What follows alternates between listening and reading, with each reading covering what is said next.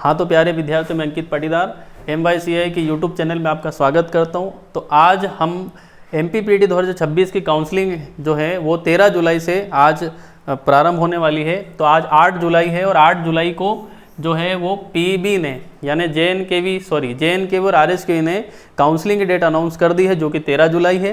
तो उसी संबंध में वे विद्यार्थी जिनके नंबर, यदि हम स्वतंत्र सेनानी या सैनिक या दिव्यांग अभ्यर्थी, ठीक है, जो किसी भी कैटेगरी में हो, यदि वो BSc एग्रीकल्चर या हॉर्टिकल्चर या फॉरेस्ट्री में जाना चाहते हैं तो उनको किसी भी प्रकार से नंबर की बाध्यता नहीं है। वो किसी भी नंबर के विद्यार्थी, कितने भी नंबर आए हो आप जा सकते हैं, ठीक है। आप चाहे वो एग्रीकल्चर में हो चाहे बीटेक के हो।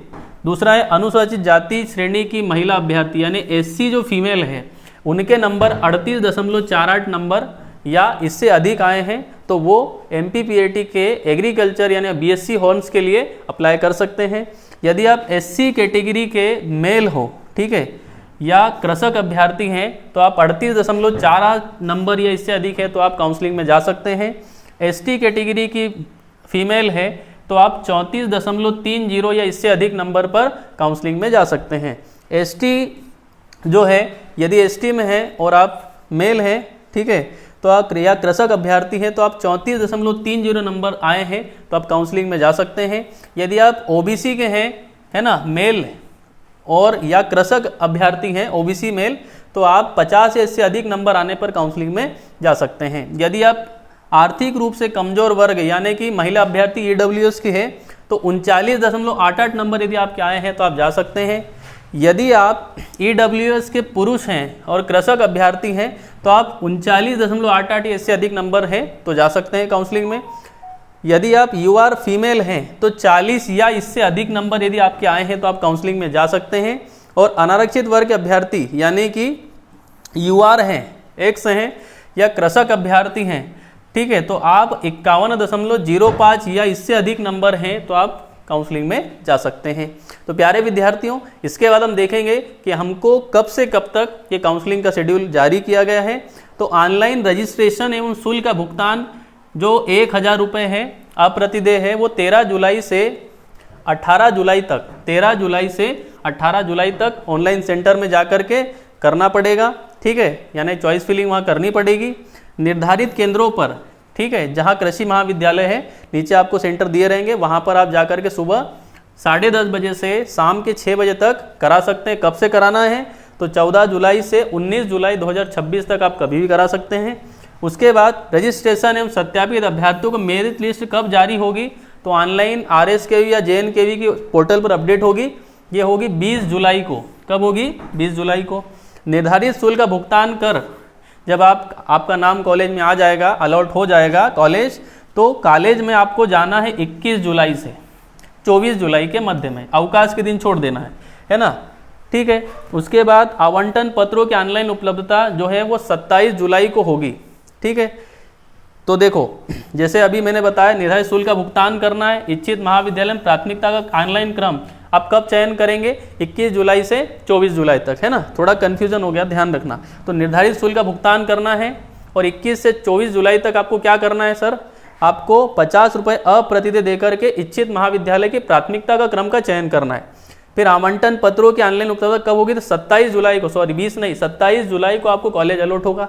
और काउंसलिंग शुल्क आपको जैसे ही आपको सीट मिलेगी उक्त कॉलेज की, उस कॉलेज में जाकर के आप ऑनलाइन जाकर के 5000 जमा करके आप अपनी सीट को बुक करेंगे और 28 जुलाई से ये काम करेंगे 30 जुलाई तक।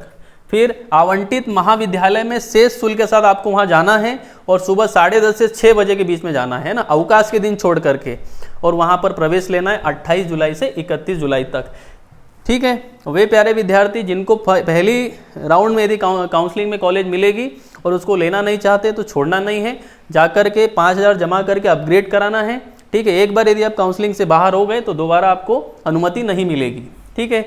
अब प्रवेश नियम, काउंसलिंग प्रक्रिया और शुल्क की वितरण की जानकारी के लिए आप क्या करेंगे, सबसे पहले आप PAT 2026 आपने दी होगी तो प्रवेश नियमों का आपने पढ़ा होगा, उन नियमों के आधार पर आपको क्या करना है, काउंसलिंग में भाग लेना है। जो अभ्यर्थियों ने आवेदन लगाए थे उसमें जो दस्तावेज थे उनका सत्यापन कहाँ कहाँ होगा, यानी आपने यदि ऑनलाइन चॉइस फिलिंग करी तो आप रजिस्ट्रेशन के बाद कृषि महाविद्यालय ग्वालियर, इंदौर, सीहोर, खंडवा, जबलपुर, रीवा, टीकमगढ़, गंज बासौदा, वारासिवनी, ऐसे जितने यहाँ नाम दिख रहे हैं ये सभी जगह किसी भी एक केंद्र पर जाकर के अपने डॉक्यूमेंट का सत्यापन करा सकते हैं। पेमेंट सीट पर उन्हीं अभ्यर्थियों को प्रवेश की पात्रता होगी जिन्होंने पीएटी की परीक्षा के आवेदन में पेमेंट सीट का ऑप्शन जो है वो खोल कर रखा होगा। यानी वहाँ क्या लिखा होगा सर? यस। अभ्यर्थियों का नाम मध्य प्रदेश कर्मचारी चयन मंडल की पेमेंट सूची में होना अनिवार्य है। मध्य प्रदेश कर्मचारी चयन मंडल में जो प्रमाण पत्र आपने पीएटी 2026 की परीक्षा में लगाए हैं वो बहुत जरूरी है। आर्थिक रूप से कमजोर वर्ग ईडब्ल्यूएस के अभ्यर्थियों को सामान्य विभाग है ना, भोपाल के पत्र क्रमांक जो आप भी दिया है F711-2019 है ना, एक भोपाल दिनांक 2 जुलाई 2019 का संलग्न प्रारूप के आधार पर प्रमाण पत्र प्रस्तुत करना होगा। आवश्यक प्रमाण पत्रों की रंगीन छायाप्रति महाविद्यालय में प्रवेश के समय जमा कराना होगा। ठीक है, तो जब आप एडमिशन लेंगे तो रंगीन छायाप्रति यानी रंगीन फोटो का भी लेकर के जाना है। अपग्रेडेशन का विकल्प केवल प्रथम और द्वितीय चरण में होगा, इसके बाद नहीं होगा। यानी पहले और दूसरे चरण में होगा, उसके बाद होने वाला नहीं है। जब प्रथम चरण की काउंसलिंग प्रक्रिया पूरी हो जाएगी, ठीक है, तो शेष रिक्त पदों का महाविद्यालयवार या श्रेणीवार जो है वो www.rbskv.net या jnkv.nic की वेबसाइट पर यह आपको पूरी जानकारी मिलेगी। ठीक है, प्रथम चक्र में ऐसे अभ्यर्थी जिन्होंने रजिस्ट्रेशन नहीं किया है वे भी रजिस्ट्रेशन कर दस्तावेजों का सत्यापन द्वितीय चक्र में करा सकते हैं। ठीक है, तो तत्पश्चात उपलब्ध रिक्त सीटों पर प्रारंभिक सूची के आधार पर ऑनलाइन आवंटन किया जाएगा। तो प्यारे विद्यार्थियों, इसके बाद यदि आपके मन में कोई शंका है, कोई समस्या है या आपको काउंसलिंग से रिलेटेड कोई भी डाउट है तो आप कमेंट बॉक्स में जाएं और अपना समस्या वहां पर लिखें, हम आपको तुरंत रिप्लाई करेंगे। बहुत बहुत धन्यवाद।